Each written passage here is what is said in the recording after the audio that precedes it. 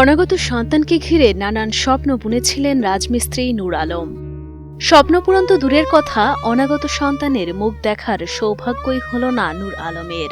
বৈষম্য বিরোধী আন্দোলন চলাকালে সহিংসতায় গুলিবিদ্ধ হয়ে প্রাণ হারান তিনি। নূর আলম ওসি বাসন থানা, উনি আসিয়া গুলি করছে।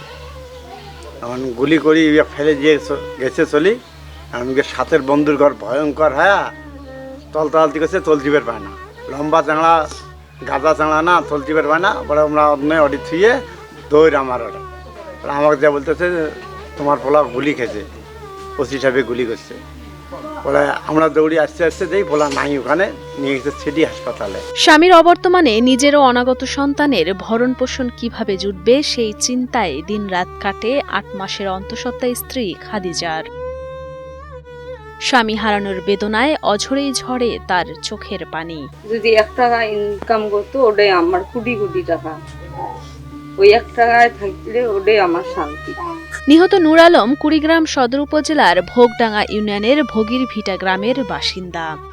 সহায় সম্বল বলতে বসত ভিটা ছাড়া আর কিছুই ছিল না তার। সেখানেই বাবা মা ছোট ভাইকে নিয়ে কোনো রকমে বসবাস করতেন নূর আলম। তবে দিনমজুরের সামান্য আয়ে সংসার খরচ কুলাতে না পেরে ১৩ বছর আগে ধার কর্জ করে কাজের সন্ধানে ঢাকায় ছুটে যান তিনি। সাথে নিয়ে যান বাবা মা ছোট ভাইকেও। পোলা আমাকে কিন্তু সকালে বলছে, আব্বু আমি কামে যাব। বললাম যে দেশের অবস্থা খারাপ, এই অবস্থা দেওয়ার দরকার নেই। আজকে কন্ডাক্টর কয়াতে 2 দিন পরে কামটা করো, না হাফ বস্তা ঢালাই আছে, যা করিয়েছিলে শেষ আমার, আর 60 বন্ধ দিবে। গাজীপুরের চৌরাস্তার তেলিপাড়া এলাকায় পরিবার নিয়েছিলেন নূর আলম। নিজে করতেন রাজমিস্ত্রির কাজ আর বাবা চালাতেন ভ্যান গাড়ি। দুজনের আয়ে দুবেলা দুমুঠো ডাল ভাত খেয়ে ভালোই চলছিল পরিবারটি।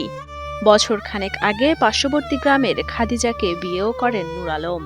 2 মাস পর স্ত্রী অন্তঃসত্ত্বা হলে অনাগত সন্তানকে ঘিরে নানান স্বপ্নে বুক বাঁধেন নূর আলম। তবে 20 জুলাই সকালে কাজ শেষে বাড়িতে ফেরার পথে চৌরাস্তা এলাকায় বৈষম্য বিরোধী আন্দোলন চলাকালে সহিংসতায় গুলিবিদ্ধ হয়ে মারা যান তিনি। আল্লাহ যদি আমার বাচ্চা দেয়, ভালো ভালো সুস্থ ভাবে মেয়েদের বাচ্চা দেয়, লেখাপড়া করাই দিয়ে চাকরি করি, তার ব্যবস্থা করে দিবি। সেখানে থাকা কয়েকজন তাকে উদ্ধার করে পার্শ্ববর্তী হাসপাতালে নিয়ে গেলে কর্তব্যরত চিকিৎসক তাকে মৃত ঘোষণা করেন। পরদিন 21 জুলাই নিজ গ্রামে দাফন করা হয় নূর আলমকে।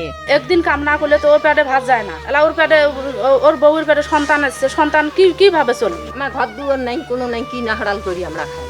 ইউনিয়ন পরিষদের পক্ষ থেকে পরিবারটিকে কিছু সাহায্য সহযোগিতা করা হয় বলে জানান ভোগডাঙ্গা ইউনিয়ন পরিষদের চেয়ারম্যান মোহাম্মদ সাইদুর রহমান। তবে নিহত নূর আলমের সন্তান সম্ভবা স্ত্রীর পাশে দাঁড়াতে সরকার তথা বিত্তবানদের এগিয়ে আসার আহ্বান জানান তিনি। তাদের লালন পালন, তাদের ভরণ পোষণ, তাদের খাওয়ার যে একটি অভাব, তাদের তো থাকার আশ্রয় যেমন নাই, এগুলির ব্যবস্থা করার জন্য আমি সরকার বাহাদুরের কাছে আবেদন এবং নিবেদন করতেছি।